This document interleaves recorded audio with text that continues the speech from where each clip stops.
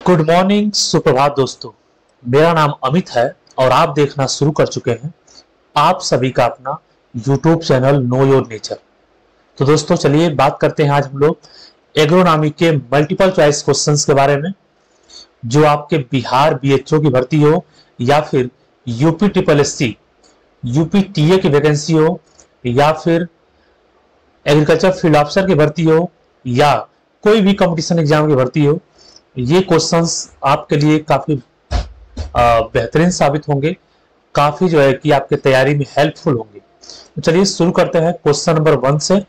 Question number 1 आपके सामने यहाँ पे ले आया हूं मैं। क्वेश्चन नंबर 1 कह रहा है दोस्तों, the first wheat variety having short plant height, lodging resistance and higher grain yield was.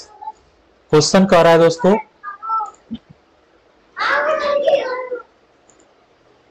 ठीक है, क्वेश्चन कह रहा है कि ऐसी व्हीट की कौन सी वैरायटी है जिसका पहली वैरायटी जो 60 हाइट का था, छोटे हाइट का था, ठीक है, लॉगिंग रेसिस्टेंट था, गिरता नहीं था हवा में या फिर तेज बारिश में, उसके बाद हायर ग्रेन यील्ड ज्यादा आता था। ऐसी पहली वैरायटी कौन सी है? तो दोस्तों ऑप्शन ए दिया है वह है डीजी उजेन, ऑप्शन बी है नॉरिंटेन, ऑप्शन सी है लर्मा रोजो 64A और ऑप्शन डी है सोनारा 64। तो दोस्तों ऐसी जो वैरायटी है व्हीट की उसका नाम है नॉरिंटेन। नॉरिंटेन वैरायटी है दोस्तों, फर्स्ट व्हीट वैरायटी है जो 60 हाइट की हुई थी, लॉगिंग रेसिस्टेंट हुई थी और अधिक उत्पादन देने वाली हुई थी। दोस्तों हमारे संकट के काल में एक वैरायटी आई थी जब हमारे यहाँ जो है कि अन्न उत्पादन अच्छा नहीं होता था, उस समय वैरायटी आई और ग्रीन रेवोल्यूशन लेके आई। ठीक है दोस्तों, अगले क्वेश्चन की तरफ आगे बढ़ेंगे। Question number 2, temperature requirement for proper grain filling of wheat is. Question number 2 कह रहा है कि टेम्परेचर कितना चाहिए व्हीट में ग्रेन फिलिंग के लिए। ग्रेन में फिलिंग के लिए, व्हीट में ग्रेन फिलिंग के लिए कितने टेम्परेचर के रिक्वायरमेंट चाहिए होती है दोस्तों? तो चलिए ऑप्शन को समझते हैं। ऑप्शन ए दे रहा है 20 से 25 डिग्री सेल्सियस, ऑप्शन बी दे रहा है 20 से 23 डिग्री सेल्सियस और ऑप्शन सी दे रहा है कि 23 से 25 डिग्री सेल्सियस। काफी कम अंतर है दोस्तों। और ऑप्शन डी है आपका 16 से 20 डिग्री सेल्सियस। तो इसका दोस्तों सही जवाब हो जाएगा ऑप्शन नंबर सी 23 से 25 डिग्री सेल्सियस। ठीक है, काफी कम अंतर दिया हुआ है यहाँ पे, काफी कंफ्यूज करेगा क्वेश्चन आपको, इसीलिए बिल्कुल इसको याद रखेंगे कि दाने भरते समय जो टेम्परेचर होना चाहिए व्हीट के लिए वो 23 से 25 डिग्री सेल्सियस होना चाहिए। ठीक है, 23 से 25 होना चाहिए दोस्तों, 23 से 25। चलिए आगे बढ़ेंगे अगले क्वेश्चन की तरफ। Question number 3। क्वेश्चन नंबर 3 कह रहा है दोस्तों, the inflorescence of wheat is known as. ठीक है, जो व्हीट का इन्फ्लोरेसेंस होता है, व्हीट की बालियों को क्या कहते हैं, किस नाम से जानते हैं व्हीट की बाली को? तो दोस्तों व्हीट की बाली को किस नाम से जानते हैं? ऑप्शन ए है ईयर, ऑप्शन बी है रिसेम, ऑप्शन सी है पैनिकल और ऑप्शन डी है अम्बेल। ठीक है, तो ये सभी के जो है कि फ्लावरिंग स्टेज है सर दोस्तों, सभी का फ्लावरिंग स्टेजेज है। तो व्हीट का जो फ्लावरिंग स्टेज है, व्हीट का जो इन्फ्लोरेसेंस है, फ्लावर है, उसको ईयर कहा जाता है दोस्तों। ठीक है, व्हीट के इन्फ्लोरेसेंस को क्या कहा जाता है? ईयर कहा जाता है। इस तरीके से ऑप्शन ए बिल्कुल सही जवाब हो जाएगा। और अब बढ़ेंगे हम लोग अगले क्वेश्चन की तरफ। तो चलिए क्वेश्चन नंबर 4 की तरफ चलते हैं। क्वेश्चन नंबर 4 कह रहा है दोस्तों, the normal seed rate of wheat is. Wheat का जो नॉर्मल सीड रेट है वो कितना है, जिसको आमतौर पे सारे किसान भाई सभी लोग यूज करते हैं। नॉर्मल सीड रेट जो व्हीट का है वो कितना होता है? ठीक है, व्हीट का अलग अलग दोस्तों सीड रेट होता है। अगर व्हीट की सोइंग डेपोग मेथड से की जा रही है तो seed rate 25 kilo per hectare. अगर व्हीट की सोइंग जो है कि डेपोग मेथड नहीं, सीड ड्रिल से की जा रही है, हैंड ड्रिल से की जा रही है, तब जो है कि 25 किलो पर हेक्टेयर। अगर जो है कि व्हीट की सोइंग जो है कि कल्टीवेटर से की जा रही है, यानी सीड सोइंग मशीन से की जा रही है, तो 125 किलो पर केजी। अगर ब्रॉडकास्टिंग मेथड से की जा रही है तो 100 किलो पर हेक्टेयर। और नॉर्मल सीड रेट व्हीट का क्या है दोस्तों? तो आइए समझते हैं। ऑप्शन ए कह रहा है 50 kilo per hectare, option B 75 kilo per hectare, option C 100 kilo per hectare और option D 125 KG per hectare. तो दोस्तों इसका सही जवाब हो जाएगा option number C 100 kilo per hectare. ये दोस्तों वीट का नॉर्मल सीड रेट है। 100 किलो पर हेक्टेयर जो है कि वीट लगता है। 1 हेक्टेयर में 100 केजी वीट की जरूरत होती है। वीट सोइंग करने वाले किसान इसको अच्छी तरह से जानते हैं। आगे बढ़ेंगे अगले क्वेश्चन की तरफ। Question number 5, wheat crop yielding 50 quintals of grain. ऐसा वीट क्रॉप दोस्तों जो 50 क्विंटल ग्रेन का उत्पादन देता है, ठीक है, तो वो खेत से कितना नाइट्रोजन, कितना फास्फोरस और कितना केटुओ प्रति हेक्टेयर जो है कि अपटेक करता है, यानी रिमूव करता है। ठीक है, अगर वीट का कोई क्रॉप है 50 क्विंटल प्रति हेक्टेयर अगर उत्पादन दे रहा है, तो वो क्रॉप खेत से कितना नाइट्रोजन, कितना P2O5 और कितना केटुओ जो है कि लॉस करता है या रिमूव करता है। यही क्वेश्चन है दोस्तों। तो चलिए इसके आंसर की तरफ चलते हैं। ऑप्शन ए दिया है 100 से 150 किलो नाइट्रोजन, 70 से 80 किलो P2O5, 125 से 150 केजी केटुओ। ठीक है।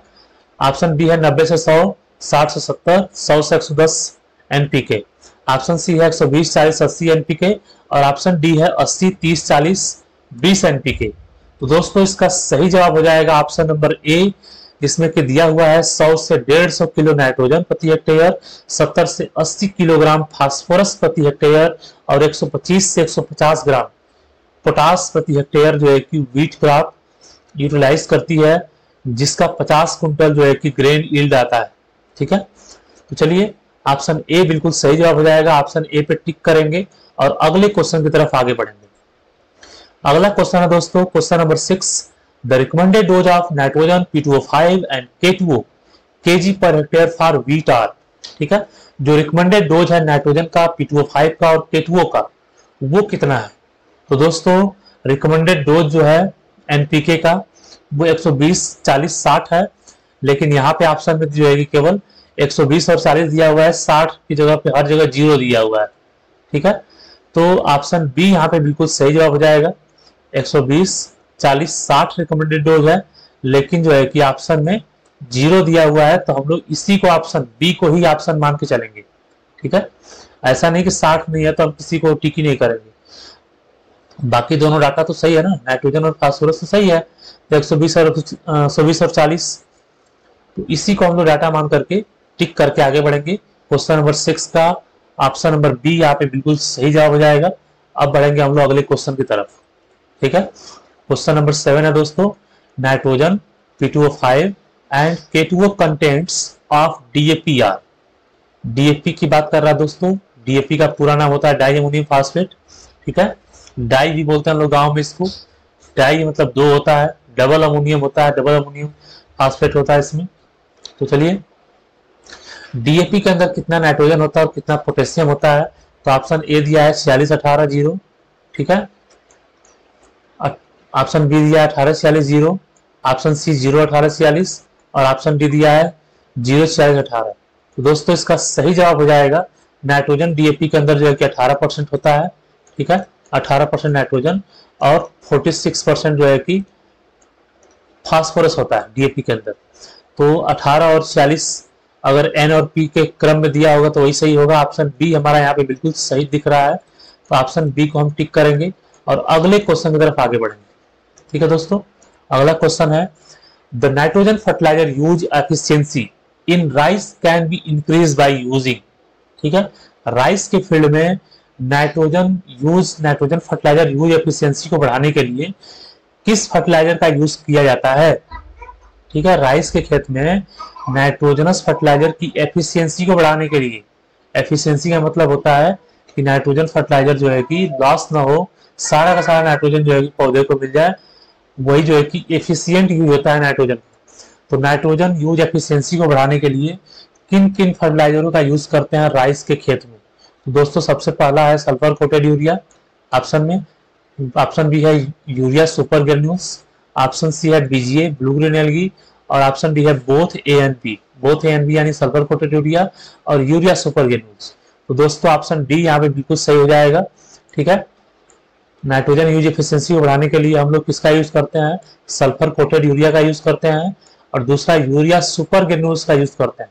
यूरिया सुपर ग्रेन्यूल्स जल्दी गलती नहीं है दोस्तों, धीरे धीरे पौधे को मिलती है और सल्फर कोटेड यूरिया भी सल्फर की कोटिंग होने की वजह से धीरे धीरे पौधे को रिलीज होती है और नाइट्रोजन का लॉस कम होता है और नाइट्रोजन की एफिशिएंसी, नाइट्रोजन यूज एफिशिएंसी पौधे में बढ़ जाती है। चलिए, इस क्वेश्चन का जो सही जवाब हो गया दोस्तों वो जवाब है ऑप्शन नंबर डी। ठीक है, डी ऑप्शन, बिल्कुल D for Denmark is the right answer. चलिए आगे बढ़ेंगे अगले क्वेश्चन की तरफ। अगला क्वेश्चन कह रहा है triticale is a cross between. Triticale, triticale जो है कि दोस्तों मैन मेड सीरियल है, मैन मेड सीरियल है, मैन मेड सीरियल है दोस्तों, काफी क्वेश्चन पूछा जाता है। ठीक है, ये मैन मेड सीरियल है दोस्तों, और इसको जो है कि व्हीट और राइस का क्रॉस करके बनाया गया था। आदमियों के द्वारा जो है कि हम लोगों के द्वारा व्हीट और राइस का क्रॉस करके जो है कि ट्रिटिकेल को बनाया गया था दोस्तों। तो ऑप्शन ए यहाँ पे बिल्कुल सही जवाब हो जाएगा। तो व्हीट और राइस का क्रॉस है ट्रिटिकेल। व्हीट और राई, राइस का नहीं, राई का क्रॉस है, और इन दोनों के क्रॉस से जो है कि ट्रिटिकेल बनता है। ट्रिटिकेल क्या है? मैन मेड सीरियल है, जिसको पशुओं से खिलाया जाता है जनरली दोस्तों। अगला क्वेश्चन है phalaris minor belongs to the family. Phalaris minor, phalaris minor क्या है दोस्तों? ये गेहूं का मामा है, घास है, एक तरह का घास है, और घास अगर है तो ये किस फैमिली से बिलोंग करेगा?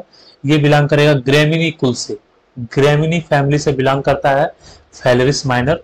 तो ऑप्शन बी में यहाँ पे ग्रेमिनी दिया हुआ है, तो ऑप्शन बी को टिक करेंगे और अगले क्वेश्चन की तरफ आगे बढ़ जाएंगे दोस्तों। चलिए अगला क्वेश्चन है the nitrogen losses in rice can be reduce by placing ammoniacal fertilizer in. ठीक है, क्वेश्चन पूछ रहा है कि नाइट्रोजनस लॉसेस, लॉसेस को रिड्यूस किया जा सकता है अमोनिकल फर्टिलाइजर को अगर प्लेस किया जाए, तो अमोनिकल फर्टिलाइजर को अगर यूज किया जाए तो नाइट्रोजनस फर्टिलाइजर नाइट्रोजनस लॉसेस रोका जा सकता है। ठीक है, तो अमोनिकल फर्टिलाइजर को किस जोन में, किस एरिया में, कहां पे उसको प्लेस किया जाए ताकि नाइट्रोजनस लॉसेस रुका जाए? कब अप्लाई किया जाए अमोनिकल फर्टिलाइजर को जिससे नाइट्रोजनस लॉस रोका जा सकता है? ठीक है दोस्तों, नाइट्रोजन एक ऐसा एलिमेंट है जिसका लॉस बहुत फास्ट होता है। गैस के रूप में नाइट्रोजन का लॉस हो जाता है जिसको वर्टिलाइजेशन बोलते हैं, और नाइट्रोजन का डिनाइट्रिफिकेशन के थ्रू भी लॉस हो जाता है। अमोनिया और अमोनियम के रूप में नाइट्रोजन का लॉस हो जाता है। ठीक है, जिसको डिनाइट्रिफिकेशन भी बोलते हैं। तो अमोनिकल फर्टिलाइजर को किस जोन में अप्लाई किया जाए जिससे नाइट्रोजन का लॉस कम से कम हो राइस के फील्ड में, वही क्वेश्चन पूछा है। तो दोस्तों इसका सही जवाब हो जाएगा रिड्यूस जोन। रिड्यूस जोन यानी कि ऐसा जोन जहाँ पे रिडक्शन होता है, रिड्यूस जोन में रिडक्शन होता है दोस्तों। ठीक है, रिड्यूस जोन में अगर हम नाइट्रोजन अमोनिकल फर्टिलाइजर का यूज करेंगे तो उस केस में जो है कि ammoniacal form of fertilizer ammonia में कन्वर्ट नहीं होगा, अमोनिया गैस में कन्वर्ट नहीं होगा, और लॉस नहीं होगा वर्टिलाइजेशन के रूप में। ठीक है दोस्तों, आगे बढ़ेंगे अगले क्वेश्चन की तरफ। अगला क्वेश्चन है green revolution has been most successful in. Question कह रहा है कि ग्रीन रेवोल्यूशन ज्यादातर सक्सेस किसमें रहा है दोस्तों, किस क्रॉप में रहा है? तो ग्रीन रेवोल्यूशन जो है कि वो दोस्तों व्हीट और राइस में आया था। तो ऑप्शन बी यहाँ पे बिल्कुल सही जवाब हो जाएगा। ऑप्शन बी को टिक करेंगे और अगले क्वेश्चन की तरफ आगे बढ़ जाएंगे। व्हीट और राइस में जो है कि ग्रीन रेवोल्यूशन सक्सेसफुली जो है कि वर्क किया और काफी फायदा हुआ हमारे देश को और विश्व को। ठीक है, अगले क्वेश्चन की तरफ आगे बढ़ेंगे। Record production of food grains was insured in. Question number 13 कह रहा है दोस्तों record production of food grains was insured in. Food grain का रिकॉर्ड प्रोडक्शन किस सन में देखा गया था, किस सन में जो है कि फाइंड आउट किया गया था? देखिए दोस्तों, रिकॉर्ड प्रोडक्शन जो फूड ग्रेन का है वो देखा गया था। ऑप्शन ए है 1999 2000, ऑप्शन बी है 2000 2001, ऑप्शन सी है 2011 से 12, ऑप्शन डी है 2004 से 5। तो दोस्तों 2011 से 12 वाला जो काल था, ऑप्शन नंबर सी बिल्कुल यहाँ पे सही हो जाएगा, क्योंकि जो 2011 और 2012 का जो समय था उस समय जो है कि रिकॉर्ड प्रोडक्शन जो है कि फूड ग्रेन्स में रिकॉर्ड किया गया था, इंश्योर किया गया था। ठीक है, बहुत ही बेहतरीन प्रोडक्शन हुआ था। 2011-12 के बाद जो है कि धीरे धीरे प्रोडक्शन कम होना शुरू हो गया दोस्तों। लॉ ऑफ डायमिनिशिंग रिटर्न का सामना करना पड़ रहा है दोस्तों हमारी खेती को।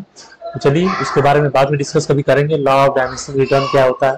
क्वेश्चन नंबर 14 क्या है दोस्तों, आइए समझते हैं। क्वेश्चन नंबर 14 पूछ रहा है कि akiochi disease in rice is due to the toxicity caused by. Akiochi disease rice में जो होता है वो किसकी टॉक्सिसिटी की वजह से होता है, किस न्यूट्रिएंट की टॉक्सिसिटी की वजह से होता है। ठीक है, तो आइए समझते हैं। अकियोची डिजीज इन राइस किसकी टॉक्सिसिटी की वजह से होता है। तो ये जो है कि दोस्तों ना ही जिंक के, ना ही आयरन के, ना ही फास्फोरस के, ये टॉक्सिसिटी की वजह से होता है हाइड्रोजन सल्फाइड की। हाइड्रोजन सल्फाइड का टॉक्सिसिटी हो जाता है जिसके वजह से राइस के अंदर अकियोची नाम की डिजीज जो है कि लग जाती है। अकियोची डिजीज राइस में लगती है हाइड्रोजन सल्फाइड की टॉक्सिसिटी की वजह से।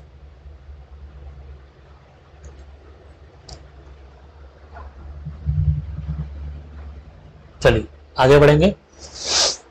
एट pH 4, अगला क्वेश्चन है दोस्तों, at pH 4 the predominant ionic form of phosphorus present is.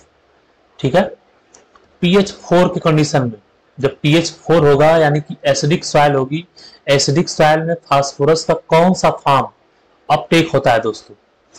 तो एसिडिक फॉर्म में फास्फोरस जो है कि H2PO4 माइनस के फॉर्म में अपटेक होता है। तो ऑप्शन बी यहाँ पे बिल्कुल सही जवाब हो जाएगा। एसिडिक कंडीशन में फास्फोरस जो है कि H2PO4 के फॉर्म में कम अपटेक होता है दोस्तों। नॉर्मल कंडीशन में या फिर स्लाइटली अल्कलाइन कंडीशन में फास्फोरस जो है कि HPO4 के फॉर्म में अपटेक होता है। ठीक है, और बिल्कुल अल्कलाइन कंडीशन में फास्फोरस जो है कि PO4 3 माइनस के फॉर्म में अपटेक होता है। तो ये क्वेश्चन हमेशा पूछता है दोस्तों, किसी भी इंटरव्यू में, किसी भी एग्जाम में ये क्वेश्चन बार बार पूछता है। फास्फोरस से क्वेश्चन जरूर पूछता है, फास्फोरस अपटेक से क्वेश्चन जरूर पूछता है, तो इसको याद रखिएगा। First irrigation to the wheat crop should be given at. अगर व्हीट क्रॉप में पहला इरिगेशन देना है तो किस समय दिया जाना चाहिए दोस्तों। Most and most important question, किस समय जो है कि व्हीट में पहला इरिगेशन किया जाना चाहिए। तो दोस्तों पहला इरिगेशन किया जाना चाहिए CRI स्टेज में, ग्राउंड रूट इनिशिएशन स्टेज में। CRI स्टेज में पहला इरिगेशन जो है कि दोस्तों करना चाहिए। ठीक है, मोस्ट इंपॉर्टेंट क्वेश्चन है।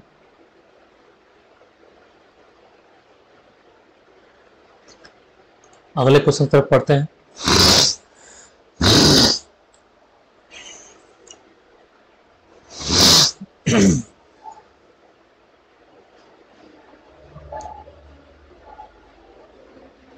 अगला क्वेश्चन है दोस्तों, phalaris minor in wheat can be control by using. ठीक है, फैलरिस माइनर यानी कि गेहूं का मामा, व्हीट के अंदर लगने वाला गेहूं का मामा जो मिमिक्री वीड होता है दोस्तों, इसको जो है किसके द्वारा कंट्रोल किया जा सकता है। तो ऑप्शन ए है 2,4-D, ऑप्शन बी है आइसोप्रोट्यूरान, ऑप्शन सी है एट्राजिन और ग्रेमेक्सोन। ठीक है, तो दोस्तों इसका सही जवाब हो जाएगा आइसोप्रोट्यूरान। ऑप्शन नंबर बी बिल्कुल इसका सही जवाब हो जाएगा। ठीक है, फैलरिस माइनर को जो है कि कंट्रोल किया जा सकता है आइसोप्रोट्यूरान से। ठीक है, आइसोप्रोट्यूरान से जो है कि फैलरिस माइनर को कंट्रोल किया जा सकता है। आगे बढ़ते हैं। Test weight of phalaris minor is. Phalaris minor का जो टेस्ट वेट है वो कितना होता है। टेस्ट वेट यानी कि 100 सीट का जो वेट होता है वो कितना होता है फैलरिस माइनर का। ठीक है, तो 100 सीट का जो वेट होता है वो होता है दोस्तों 2 ग्राम। फैलरिस माइनर का जो टेस्ट वेट होता है वो 2 ग्राम होता है। ऑप्शन ए यहाँ पे बिल्कुल सही जवाब हो जाएगा दोस्तों। 2 ग्राम वेट होता है फैलरिस माइनर का। टेस्ट वेट का 100 ग्राम, 100 सीट का वेट जो है कि 2 ग्राम होता है, 2 ग्राम।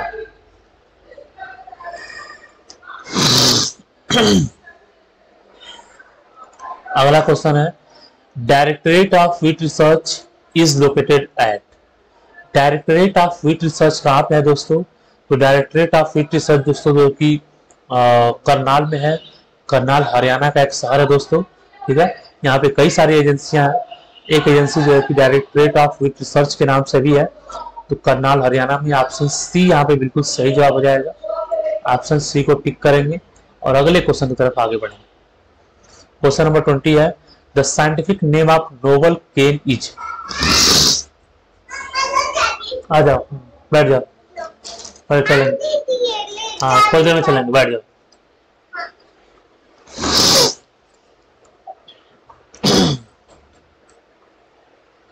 Scientific name of noble cane is, noble cane का साइंटिफिक नेम क्या है दोस्तों? तो नोबल केन का साइंटिफिक नेम है सैकरम ऑफिसिनेरम। ऑप्शन ए यहाँ पे बिल्कुल सही जवाब हो जाएगा दोस्तों। ठीक है, सैकरम ऑफिसिनेरम सही होगा।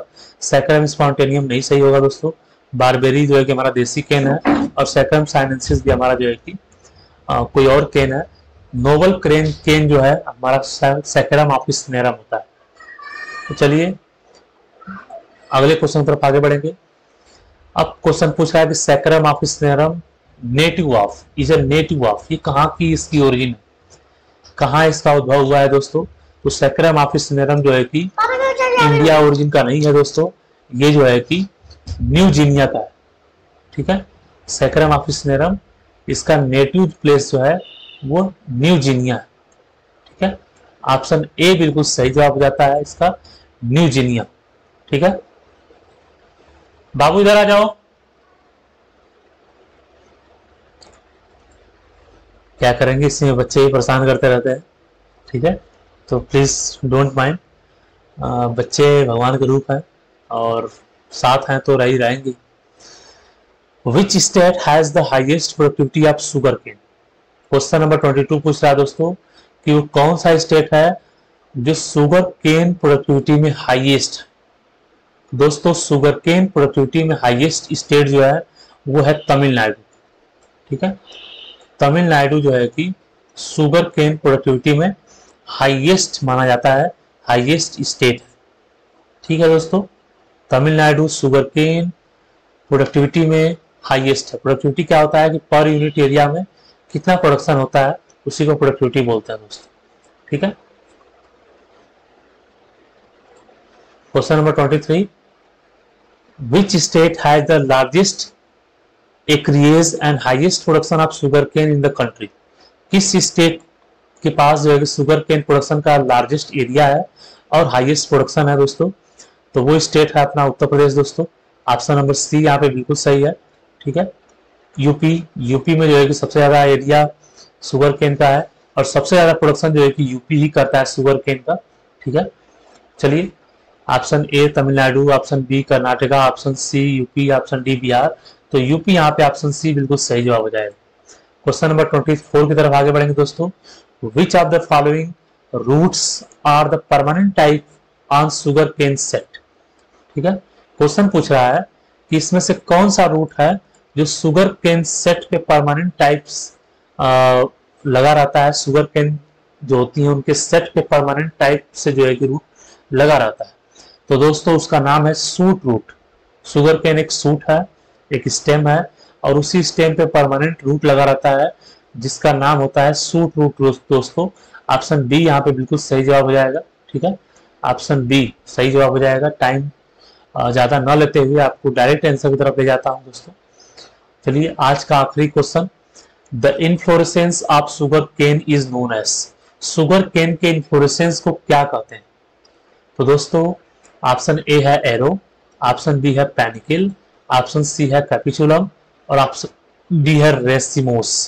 ठीक है, तो दोस्तों शुगर केन का पैनिकल जो होता है वो एरो की तरह होता है, बिल्कुल तीर की तरह दिखाई पड़ता है, इसलिए उसका नाम एरो रखा गया है और इसी वजह से हमारा ऑप्शन ए यहाँ पे बिल्कुल सही जवाब हो जाएगा। ठीक है, ऑप्शन ए हमारा बिल्कुल सही जवाब हो जाएगा। शुगर केन के इन्फ्लोरेसेंस को क्या बोलते हैं? एरो बोलते हैं दोस्तों। राइस के इन्फ्लोरेसेंस को पैनिकल बोलते हैं। ठीक है, और आगे बताएंगे आप कैपिचुलम और रेसिमोस किसके इन्फ्लोरेसेंस को बोलते हैं, कमेंट करके जरूर बताइए। आपके कमेंट का इंतजार रहेगा। मिलेंगे नेक्स्ट वीडियो में, तब तक के लिए जय हिंद।